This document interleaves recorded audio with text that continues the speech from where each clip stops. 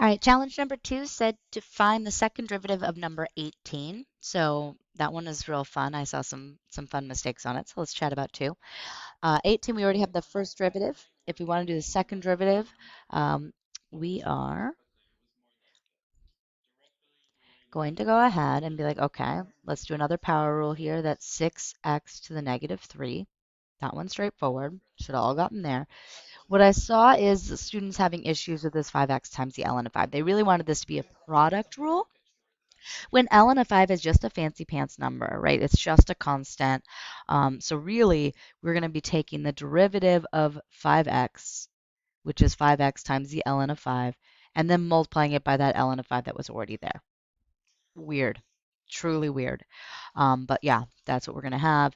And then plus, and you do have a little baby quotient rule to deal with, and or rewriting this as 6 times 1 plus 36x squared to the negative 1. Um, Especially because we don't have like any function up at top. We just have 6, a constant. Then we can treat it as a chain rule instead. So this will be a negative 6, 1 plus 36x squared to the negative 2 times the derivative of all of this, which is 72x. And I got lucky because I had already done the work of distributing out that 6x squared.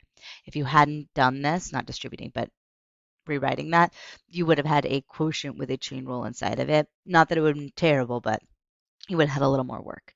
So your final answer for number 2, because I realize mine is getting a little bit unwieldy, is something like this. We have the ln of 5 squared times 5x. And then we're going to have minus, I don't know what 6 times 72 is. Whatever the heck that is. I'm just going to write that up here.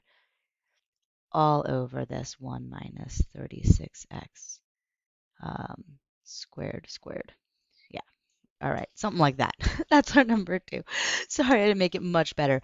But honestly, it's mostly about recognizing that middle term, that 5x times the ln of 5.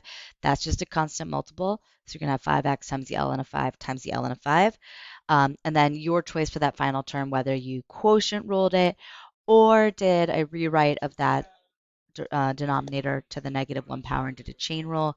But I could definitely see if you had left it as that 6x quantity squared, running into an issue because you had like a chain rule with a chain rule. You made yourself a turducken that you didn't really need if you had just cleaned it up algebraically a little bit first.